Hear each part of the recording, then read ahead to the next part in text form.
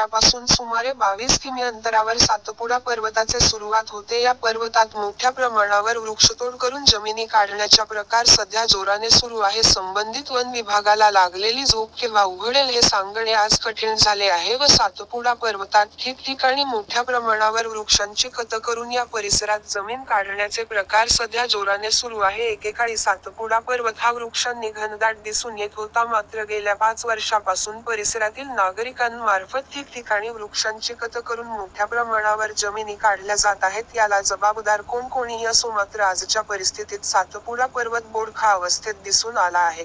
News 18 Maharashtra साठी संपादक जगन ठाकरे, शहादा. त्यांच्या स्पेशल रिपोर्ट.